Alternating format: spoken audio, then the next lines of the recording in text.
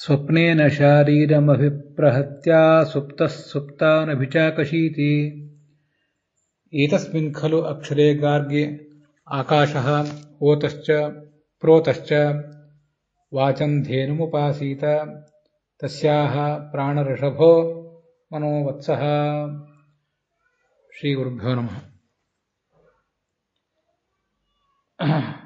ವಿಶ್ವಾವಸು ಸಂವತ್ಸರಸ್ಯ ಮಾಘಮಾಸೆ ಕೃಷ್ಣಪಕ್ಷೆ ತ್ರಯೋದಶ್ಯಾಂ ಅಸ್ಯಾಂ ತಿಥೌ ಮಹಾಶಿವರಾತ್ರಿ ಸಮೇತಾಯಾಂ ಭಗವತಃ ಪಾರ್ವತೀಪತೆಃ ಮನೋದೇವತಾಯಾಃ एवं सरस्वतीपतेः प्राणस्य लक्ष्मीपतेः भगवतः नारायणस्य च अनुग्रहम् आकाङ्क्षमाणाः सर्वे वयं भागवतस्य द्वितीये स्कन्धे दशमे अध्याये नवमं ಶ್ಲೋಕಂ ಎರಡನೇ ಸ್ಕಂದದ 10ನೇ ಅಧ್ಯಾಯದ 9ನೇ ಶ್ಲೋಕಂ ಶ್ರೋತುಂ ಘಟಾಮಹೆ. ಏತದೇಕತಮಾಭಾವೇ ಯದಾ ನೋಪಲಭಾಮಹೆ ತ್ರಿತಯಂ ತತ್ರ ಯೋ ವೇದ ಸ ಆತ್ಮ ಸ್ವಾಶ್ರಯಾಶ್ರಯಃ ಇತಿ ಶ್ಲೋಕೇನ ಭಗವಾನ್ ಸತ್ಯವತಿ ಸುತಃ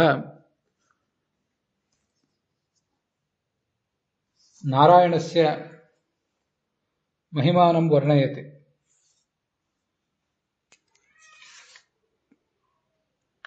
ಸರ್ವೇಪ್ಯೇತೆ ಜೀವಾಃ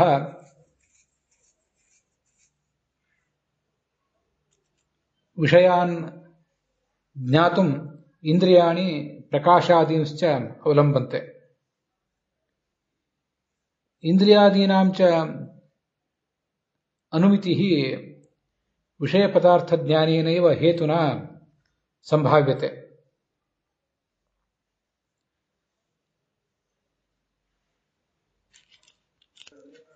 ತಥಾ ಚ ಚಕ್ಷುರಾದೀನಿ ಇಂದ್ರಿಯಾಣಿ ಪ್ರಕಾಶಾದಯಃ ಸಹಕಾರಿಣಃ ಘಟಾದಯಶ್ಚ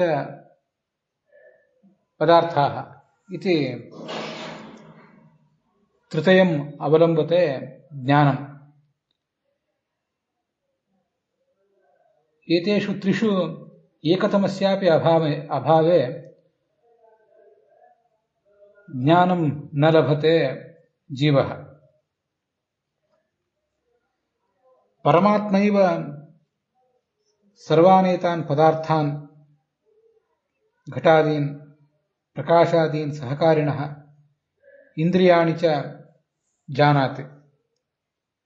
ಸರ್ವೇಪ್ಯೇತೆ ಜೀವಾಃ ಜ್ಞಾನಾರ್ಥಂ ದೇವತಾಃ ಅವಲಂಬಂತೆ. ತಾಃ ತು ದೇವತಾಃ ಪರಮಾತ್ಮಾನಂ ಅವಲಂಬಂತೆ. ಪರಮಾತ್ಮ ತು ನ ಕಿಂಚನ ಅವಲಂಬತೆ.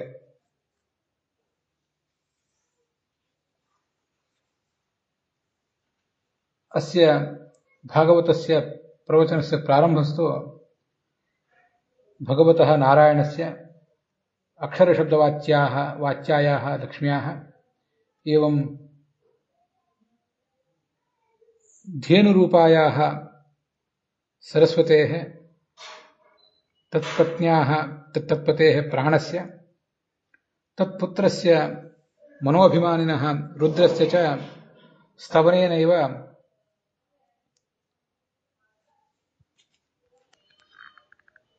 ಪ್ರಾರಂಭಿ. ಎಲ್ಲ ಶ್ರೋತೃಗಳಿಗೂ ಶಿವರಾತ್ರಿ ಪರ್ವದ ಶುಭಾಶಯಗಳು ಮತ್ತು ನಮಸ್ಕಾರಗಳು. ಮನೋಭಿಮಾನಿಯಾದ ರುದ್ರನ, ಪಾರ್ವತೀ ದೇವಿಯ, ಸರಸ್ವತಿ ಮತ್ತು ಪ್ರಾಣರ ಹಾಗೆ ಲಕ್ಷ್ಮೀನಾರಾಯಣರ ಸ್ತೋತ್ರದೊಂದಿಗೆ ಇವತ್ತಿನ ಈ ಪ್ರವಚನ ಪ್ರಾರಂಭ ಕಂಡಿದೆ. ಆರಂಭದಲ್ಲಿ ಬೃಹದಾರಣ್ಯಕ ಉಪನಿಷತ್ತಿನಲ್ಲಿ ಬಂದಿರುವಂತೆ ಲಕ್ಷ್ಮೀನಾರಾಯಣರ, ಸರಸ್ವತಿ ಪ್ರಾಣರ, ಶಿವಪಾರ್ವತಿಯರ ಸ್ಮರಣವನ್ನು ನಾವು ಮಾಡಿಕೊಂಡಿದ್ದೇವೆ. ಈ ಜೀವರಿಗೆ ವಿಷಯ ಪದಾರ್ಥಗಳ ಜ್ಞಾನ ಬರಬೇಕಾದರೆ 3 ಸಂಗತಿಗಳು ಬೇಕು. ಇಂದ್ರಿಯಾದಿಗಳು ಬೇಕು, 5 ಜ್ಞಾನೇಂದ್ರಿಯ, ಕರ್ಮೇಂದ್ರಿಯ ಮತ್ತು ಮನಸ್ಸು ಬೇಕು. ಅದಕ್ಕೆ ಸಹಕಾರಿಯಾಗಿ ಪ್ರಕಾಶ, ವಿಷಯ ಸಂಸರ್ಗ ಮೊದಲಾದದ್ದು ಬೇಕು, ವಿಷಯದ ಸಂಬಂಧ ಬೇಕು, ಹಾಗೆ ಪದಾರ್ಥಗಳು ಬೇಕು. ಇದು ಇಲ್ಲದೆ ಹೋದರೆ ಅಜ್ಞಾನ ಬರೋದಿಲ್ಲ. ವಿಷಯ ಪದಾರ್ಥದ ಜ್ಞಾನ ಬರಲಿಕ್ಕೆ ಇಂದ್ರಿಯಾದಿಗಳು ಬೇಕು. ಇಂದ್ರಿಯಾದಿಗಳು ಇವೆ ಅಂತ ತಿಳಿಯಲಿಕ್ಕೆ, ಅನುಮಾನ ಮಾಡಲಿಕ್ಕೆ ನಮಗೆ ಜ್ಞಾನ ಅನ್ನೋದು ಬೇಕು. ಆ ವಸ್ತುಗಳ ಜ್ಞಾನ ಅನ್ನುವ ಹೇತುವನ್ನು ಇಟ್ಟುಕೊಂಡು ಅನುಮಾನ ಮಾಡ್ತೇವೆ. ಇದರಲ್ಲಿ ಯಾವುದಾದ್ರೂ ಒಂದಕ್ಕೆ ಕೊರತೆ ಆದರೂ ನಮಗೆ ಜ್ಞಾನ ಬರೋದಿಲ್ಲ. ನಿದ್ರೆ ಬರುವಾಗ ಆ ಯಾವ ಪ್ರೇರಕರು, ದೇವತೆಗಳು ಅವರನ್ನು ಪ್ರೇರಿಸದೇ ಇದ್ದಾಗ ಜ್ಞಾನ ಬರೋದಿಲ್ಲ. ಪರಮಾತ್ಮ ಮಾತ್ರ ಎಲ್ಲವನ್ನೂ ತಿಳಿದಿದ್ದಾನೆ. ಹೀಗೆ ಎಲ್ಲ ಜೀವರು ಕೂಡ ಜ್ಞಾನಕ್ಕಾಗಿ ಭಗವಂತನನ್ನ, ದೇವತೆಗಳನ್ನು ಆಶ್ರಯಿಸಿದ್ದಾರೆ. ದೇವತೆಗಳು ಪರಮಾತ್ಮನನ್ನು ಆಶ್ರಯಿಸಿದ್ದಾರೆ. ಪರಮಾತ್ಮ ಮಾತ್ರ ಯಾರನ್ನೂ ಆಶ್ರಯಿಸಿಲ್ಲ ಅಂತ ಈ 9ನೇ ಶ್ಲೋಕದಲ್ಲಿ ವರ್ಣನೆ ಮಾಡ್ತಾರೆ. ಇಲ್ಲಿ ಭಾಗವತ ತಾತ್ಪರ್ಯದಲ್ಲಿ ಆಚಾರ್ಯರು ಬೃಹದಾರಣ್ಯಕ ಉಪನಿಷತ್ತಿನ ಮಾತನ್ನು ಉದ್ಧರಿಸಿದ್ದಾರೆ. ಅದನ್ನು ಕೂಡ ಇವತ್ತು ಪ್ರವಚನದ ಆರಂಭದಲ್ಲಿ ಮಂಗಲಾಚರಣ ರೂಪದಲ್ಲಿ ನಾವು ನೋಡಿದ್ವಿ.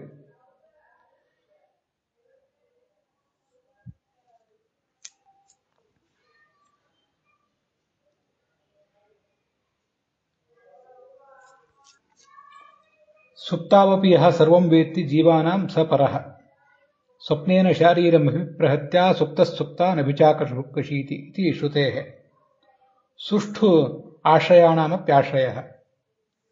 ಜೀವರಿಗೆ ಈ 3 ಅವಸ್ಥೆಗಳಲ್ಲಿ ಎಚ್ಚರ, ಕನಸು ಮತ್ತೆ ನಿದ್ರೆ, ಈ 3 ಅವಸ್ಥೆಗಳಲ್ಲೂ ಜ್ಞಾನ ಕೊಡುವವನು ಭಗವಂತ. ವಿಶೇಷತಃ ಕನಸು ಮತ್ತು ನಿದ್ರೆ ಅವಸ್ಥೆಯಲ್ಲಿ ಬಾಹ್ಯ ಜ್ಞಾನ ಇರೋದಿಲ್ಲ. ಆವಾಗ ಇವರೆಲ್ಲರನ್ನೂ ತಿಳಿದು ಅವರನ್ನು ನಿಯಂತ್ರಿಸುವವನು ಭಗವಂತ. ಜೀವನಿಗೆ ಸ್ವಪ್ನಾವಸ್ಥೆಯನ್ನು ಕೊಡ್ತಾನೆ, ಮತ್ತೆ ತಾನು ಮಾತ್ರ ಮಲಗುವುದೂ ಇಲ್ಲ, ಕನಸು ಕಾಣುವುದೂ ಇಲ್ಲ. ಎಲ್ಲ ಪದಾರ್ಥಗಳನ್ನು ನೋಡ್ತಿರ್ತಾನೆ ಭಗವಂತ ಅಂತ ಶ್ರುತಿ ವರ್ಣನೆ ಮಾಡಿದೆ. ನಮಗೆಲ್ಲರಿಗೂ ಆಶ್ರಯರಾದಂತಹ ಬ್ರಹ್ಮಾದಿಗಳೇನಿದ್ದಾರೆ ಸುಷ್ಠು ಆಶ್ರಯರು, ಚೆನ್ನಾಗಿ ನಮ್ಮನ್ನೆಲ್ಲರನ್ನು ಪಾಲಿಸುವಂಥವರು. ಪಾರ್ವತಿ, ರುದ್ರ, ಪ್ರಾಣ, ಭಾರತಿ, ಸರಸ್ವತಿ, ಬ್ರಹ್ಮ ಮೊದಲಾದವರು, ಅವರೆಲ್ಲರಿಗೂ ಹರಿ ಆಶ್ರಯ ಅಂತ ಅದರ ಅರ್ಥ. ಪಾರ್ವತಿ ಉಮಾ ಬುದ್ಧಿರಿತಿ ಜ್ಞೇಯ ಅಂತ ಹೇಳಿದಂತೆ ಬುದ್ಧಿಯ ಅಭಿಮಾನಿ ದೇವತೆ ಪಾರ್ವತಿ. ಶಿವರಾತ್ರಿ ಆದ್ದರಿಂದ ಅದನ್ನೆಲ್ಲ ನಾವು ಅನುಸಂಧಾನಕ್ಕೆ ತಂದ್ಕೋಬೇಕು. ರುದ್ರ ಮನನದ ದೇವತೆ, ನಮ್ಮಿಂದ ಮನನ ಮಾಡಿಸುವವನು ರುದ್ರ. ಪ್ರಾಣ ಮತ್ತು ಭಾರತೀಯರು ಹಾಗೆ ಚತುರ್ಮುಖ ಮತ್ತು ಸರಸ್ವತಿಯರು ಕೂಡ ನಮ್ಮಿಂದ ಎಲ್ಲ ಕೆಲಸವನ್ನು ಮಾಡಿಸುವಂಥವರೇ, ಜೀವಾಭಿಮಾನಿಗಳು. ಜೀವನ ಎಲ್ಲ ಗುಣಗಳಿಗೂ ಅವರು ಅಭಿಮಾನಿಗಳೇ. ಲಕ್ಷ್ಮೀದೇವಿ ಸಕಲ ವೈದಿಕ ಪೌರಾಣಿಕ ಶಬ್ದರಾಶಿಯ ಅಭಿಮಾನಿ ದೇವತೆ. ಜೀವನ ಯೋಗ್ಯತೆಯ ಅಭಿಮಾನಿ ದೇವತೆಯು ಕೂಡ ಅವಳೇ ಆಗಿದ್ದಾಳೆ. ಪರಮಾತ್ಮ ಇವರೆಲ್ಲರಿಗೂ ಕೂಡ ಅಧಿಪತಿಯಾಗಿ ನಿಂತು ತಾನು ಕೆಲಸ ಮಾಡಿಸ್ತಿದ್ದಾನೆ ಅನ್ನೋದನ್ನ ತಿಳಿದುಕೊಳ್ಬೇಕು. ಬೇರೆ ವ್ಯಾಖ್ಯಾನಕಾರರು ಸ್ವ ಆಶ್ರಯ ಅಂತ ಹೀಗೆ ಮಾಡ್ಕೊಂಡಿದ್ದಾರೆ. ಸ್ವ ಆಶ್ರಯ ಪದಚ್ಛೇದ ಅಲ್ಲ, ಸುಷ್ಠು ಆಶ್ರಯರು. ಎಲ್ಲ ಜೀವರಿಗೂ ಚೆನ್ನಾಗಿ ಆಶ್ರಯ ಕೊಟ್ಟವರು ಬ್ರಹ್ಮಾದಿ ದೇವತೆಗಳು, ಅವರಿಗೂ ಆಶ್ರಯ ಈ ಭಗವಂತ ಅಂತ. ಇದು ಭಾಗವತ ತಾತ್ಪರ್ಯದಲ್ಲಿ ನಮಗಿಷ್ಟು ಕಾಣಿಸುವಂತಹ ಅಂಶ. ಮುಂದೆ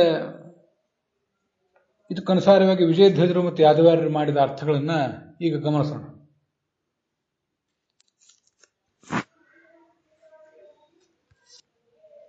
ತ್ರಿತಯಂ ಲೋಪಲಭಾಮಹಿ, ಈ 3 ನಮಗೆ ತಿಳಿಲಿಕ್ಕಾಗೋದಿಲ್ಲ. ಪದಾರ್ಥಗಳನ್ನು ತಿಳಿಯೋದಕ್ಕಾಗೋದಿಲ್ಲ, ಸಹಕಾರಿಗಳಾದಂತಹ ಬೆಳಕು ಮೊದಲಾದನ್ನು ತಿಳಿಯುವುದಾಗೋದಿಲ್ಲ, ಹಾಗೆ ಕಣ್ಣು ಮೊದಲಾದ ಇಂದ್ರಿಯಗಳನ್ನು ನಮಗೆ ತಿಳಿಯಲಿಕ್ಕಾಗೋದಿಲ್ಲ. ಈ ಮೂರರಲ್ಲಿ ಎಲ್ಲವೂ ಬೇಕೇ ಬೇಕು. ಹೀಗಿದ್ದಾಗ ತತ್ರ ಇವ ವೇದ, ತತ್ರ ಎಂದು ವಿಜಯಧ್ವಜರು ಬರೀತಾರೆ, ಅಸ್ವತಂತ್ರರಾದ ಈ ಎಲ್ಲ ಜೀವರ ನಡುವೆ ಎಲ್ಲವನ್ನೂ ತಿಳಿದವನು. ಪದಾರ್ಥಗಳನ್ನು ತಿಳಿದಿದ್ದಾನೆ, ಇಂದ್ರಿಯಗಳನ್ನು ತಿಳಿದಿದ್ದಾನೆ, ಇಂದ್ರಿಯಾಭಿಮಾನಿ ದೇವತೆಗಳನ್ನು ತಿಳಿದಿದ್ದಾನೆ, ಹಾಗೆ ಪ್ರಕಾಶ ಮೊದಲಾದ ಸಹಕಾರಿಗಳನ್ನು ಅವನೇ ತಿಳಿದಿದ್ದಾನೆ. ಅವನೇ ಭಗವಂತ. ತತ್ರ ಅಂದರೆ ಯಾದವಾರ್ಯರ ಪ್ರಕಾರ ಆ ಅವಸ್ಥೆಯಲ್ಲಿ ಅಂತ ಸ್ವಲ್ಪ ಭೇದ ಇದೆ. ಜಾಗೃತ ಅವಸ್ಥೆಯಲ್ಲಿ ನಮಗೆ ಸಾಕಷ್ಟು ಜ್ಞಾನ ಇರ್ತದೆ. ಕನಸಿಗೆ ಹೋದಾಗ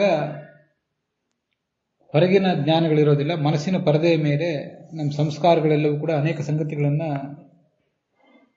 ನಮಗೆ ತೋರಿಸ್ತವೆ. ಸಂಸ್ಕಾರಗಳ ಮೂಲಕ ಮನಸ್ಸು ತೋರಿಸ್ತದೆ. ಕನಸಿಗೆ ಹೋದಾಗ ಮನಸ್ಸಿನ ಪರದೆಯ ಮೇಲೆ ಈ ಆಟ ನಡೀತದೆ. ಕನಸನ್ನು ದಾಟಿ ಮಲಗುವ ನಿದ್ರೆ ಅವಸ್ಥೆಗೆ ಹೋದಾಗ ಅದನ್ನೇ ಇಲ್ಲಿ ಸ್ವಪ್ನ ಅಂತ ಹೇಳಿದ್ದಾರೆ. ಸ್ವಪ್ನ ಶಬ್ದ ಸುಪ್ತಿಪರಹ ಯಾದವಾರ್ಯರು ವ್ಯಾಖ್ಯಾನ ಮಾಡ್ತಾರೆ. ಸ್ವಪ್ನ ಅಂದರೆ ಸುಪ್ತಿ ಅಂತನೂ ಆಗಬಹುದು, ಸ್ವಪ್ನಾದಿ ಅವಸ್ಥೆಗಳು ಅಂತನೂ ಆಗಬಹುದು ಅಂತನೂ ಕೆಲವು ಕಡೆ ವ್ಯಾಖ್ಯಾನ ಇದೆ. ಸ್ವಪ್ನೇನ ಶಾರೀರಂ ಅಭಿಪ್ರಹತ್ಯ, ಶಾರೀರ ಅಂದರೆ ಶರೀರದಲ್ಲಿರುವ ಜೀವ, ಅವನನ್ನ ಸ್ವಪ್ನದ ಜೊತೆಗೂಡಿಸಿ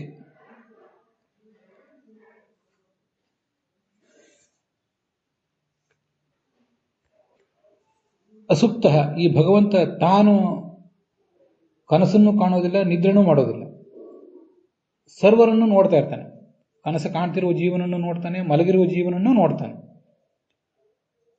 ಕಣ್ಣು ಮೊದಲಾದ ಇಂದ್ರಿಯಗಳನ್ನ, ಅದರ ದೇವತೆಗಳನ್ನ, ಬೆಳಕು ಮೊದಲಾದವುಗಳನ್ನ, ಅದರ ದೇವತೆಗಳನ್ನ, ಎಲ್ಲ ವಿಷಯ ಪದಾರ್ಥಗಳನ್ನು ಆ ಸಂದರ್ಭದಲ್ಲಿ ನೋಡ್ತಾ ಇರುವವನು ಅವನು. ಅಭಿಷಾಕಶೀತಿ ಅಂದರೆ ಚೆನ್ನಾಗಿ ನೋಡ್ತಾನೆ ಅಂತ ಅದರ ಅರ್ಥ. ಮೂರನ್ನೂ ತಿಳಿದಿದ್ದಾನೆ. ಇತತ್ರಿತಯಂ ಯಹವೇದ, ಭಗವಂತ ಅಂದರೆ ಈ ಕಣ್ಣು ಮೊದಲಾದ ಇಂದ್ರಿಯಗಳು, ಅದರ ಅಭಿಮಾನಿಗಳು, ಇದು ಒಂದು. ಬೆಳಕು ಮೊದಲಾದ ಸಹಕಾರಿಗಳು, ಅದರ ಅಭಿಮಾನಿ ದೇವತೆಗಳು, ಅದು ಎರಡನೇದ್ದು. ಮೂರನೇದ್ದು ಈ ಘಟ ಮೊದಲಾದ ವಸ್ತುಗಳು, ಅದರೊಳಗಿರುವ ದೇವತೆಗಳ ರೂಪಗಳು ಅಂತ ಹೀಗೆ ಅರ್ಥ ಮಾಡಬಹುದು. ಅದಲ್ಲದೇ ಮೂರು ಅಂದರೆ ಜಾಗೃತ ಅವಸ್ಥೆ, ಸ್ವಪ್ನಾವಸ್ಥೆ, ಸುಷುಪ್ತಿ ಅವಸ್ಥೆ, ಈ ಮೂರನ್ನೂ ತಿಳಿದವನು ಅಂತನೂ ಒಂದು ಪ್ರಾಚೀನ ವ್ಯಾಖ್ಯಾನ ಇದೆ. ಸುಷ್ಠು ಆಶ್ರಯಾಶ್ರಯ ಅಂದರೆ ಇಂದ್ರಿಯಗಳಿಗೆ ಆಶ್ರಯರಾದ, ಇಂದ್ರಿಯದ ಅಭಿಮಾನಿಗಳಾದ ತತ್ವದೇವತೆಗಳಿಗೂ ಭಗವಂತ ಆಶ್ರಯ, ಅವರಿಗೂ ನೆಲೆ ಕೊಟ್ಟವನು. ಜಗತ್ತಿಗೆ, ಸಮಸ್ತ ಜಗತ್ತಿಗೂ ಆಶ್ರಯರಾದ ಲಕ್ಷ್ಮೀ ಬ್ರಹ್ಮಾದಿಗಳಿಗೂ ಆಶ್ರಯ ಈ ಭಗವಂತ. ಇದು ಯಾದವೇಂದ್ರ ತೀರ್ಥರು ಮತ್ತು ಅನಂತ ತೀರ್ಥರು ಬರೆದಿರುವಂತಹ ವ್ಯಾಖ್ಯಾನ. ಹೀಗೆ ಈ 9ನೇ ಶ್ಲೋಕವನ್ನು ಇವತ್ತು ನೋಡಿದ್ದೀವಿ. ಅದರೊಂದಿಗೆ ಇವತ್ತಿನ ಈ ಭಾಗ ಸಮಾಪ್ತ ಆಗಿದೆ. ಹುಸಿಯ ನಾಡಿ ಹೊಟ್ಟೆ ಹೊರೆವ ವಿಷಯದಲ್ಲಿ ರಸಿಕನೆಂದು ಹುಸಿಗೆ ಹಾಕಿದಿರುವ ಇನ್ನು ಋಷಿಕೇಶನೇ, ಈಶನಿನ್ನ ಚರಣ ಭಜನೆ ಆಸೆಯಿಂದ ಮಾಡುವೆ, ದೋಷರಾಶಿ ನಾಶ ಮಾಡು ಶ್ರೀಶಕೇಶವ. ಶ್ರೀಕೃಷ್ಣಾರ್ಪಣಮಸ್ತು.